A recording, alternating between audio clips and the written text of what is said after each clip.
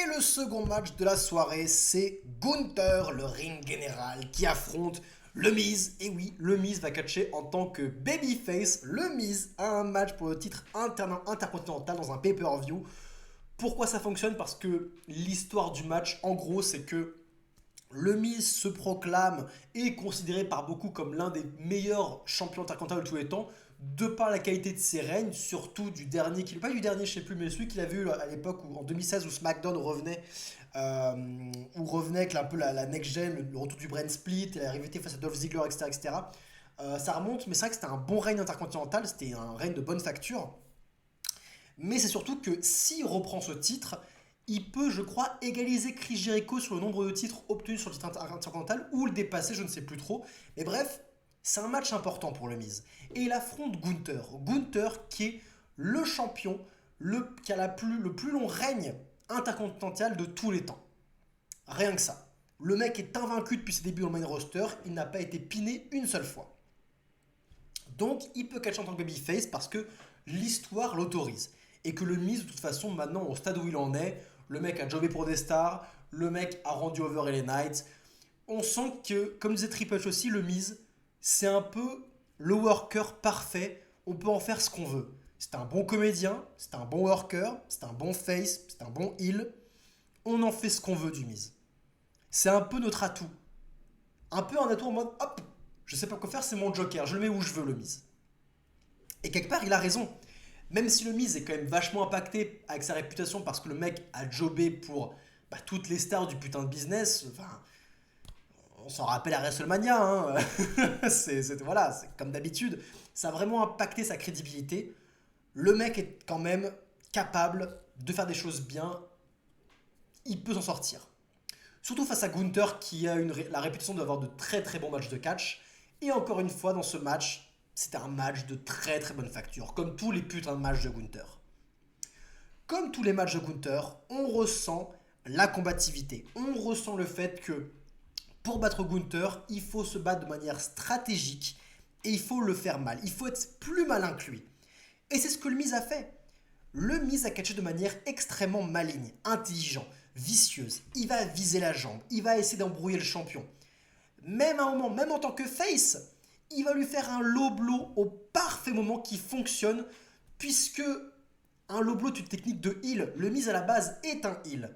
C'est un peu comme un MJF qui est comme un babyface, mais qui s'autorise de faire de temps en temps des low blows, parce que ça reste le démon. Voilà, c'est un peu la même chose. Il va faire un low blow, mais ça fonctionne par rapport au personnage du Miz, mais ça fonctionne d'autant plus parce que le mec se fait pulvériser depuis le début et qui se bat en tant qu'underdog. On a envie de l'encourager. Gunther est bien supérieur à lui. Voilà, on a envie de l'encourager, donc même s'il fait un low blow, ça fonctionne. Ça fonctionne, il n'y a pas de souci là-dessus. D'ailleurs, Gunther, lui aussi en storytelling, on sent que plus le match avance, plus il commence à sentir que le Miz peut être potentiellement dangereux et qu'il veut vite terminer le match parce que il sent qu'il est très malin en face de lui, qu'il va profiter de la moindre faille pour gagner le match et que du coup, il faut vite, vite, vite le battre, vite le drainer pour remporter. Ça rajoute de la tension et les mimiques de Gunther et le selling du Miz sont très très bons. Et j'ai popé devant ce match. J'ai popé devant ce putain de match. J'ai popé sur le kick-out de Gunther après le low blow, celui du Skull Crushing Finale. J'ai popé sur le kick-out de Gunther qui se prend le coin qui a été découvert, mis à découvert par le Miz, alors que Gunther est en train de faire un slipper. Le Miz va se retourner pour foutre Gunther sur les épaules alors qu'il est encore en train de se manger le slipper. C'est excitant ce qui se passe. On sent que c'est un véritable combat. Et encore une fois, quand tu sens que c'est un véritable combat, c'est réussi. Tu as envie d'encourager l'underdog, tu as envie de huer le colosse. Et le finish, mais parlons du finish qui était fantastique, le finish humiliant de Gunther, qui l'emporte sur le Miz en lui plaçant un Walls of Jericho. Parce qu'encore une fois, on l'a parlé lors du background, si le Miz emportait ce match, il aurait égalisé Chris Jericho sur nombre de titres. Il aurait égalisé son héritage par rapport à Chris Jericho. Le Gunther bat le Miz avec la prise de finition de Chris Jericho. Et The Miz tape. C'est excellent. C'est excellent. Je n'aime pas voir des babyface taper, se soumettre, Mais là, on parle du Miz. C'est pas vraiment un véritable babyface. Il a quand même des bases, des fondations de heel. Donc le voir taper, il l'a fait plusieurs fois dans sa carrière, c'est logique. Il n'y a pas de souci à ce niveau-là. C'était un excellent match de catch. Ça fait 2 fois que le Miz a un très bon match de catch dans un pay-per-view. Pour fois contre LA Knight, maintenant contre Gunther. Encore une fois, même au fin fond de sa carrière, même après avoir vu sa réputation être ternie comme pas possible, le mec continue de montrer que c'est un excellent worker et qu'on peut compter sur lui.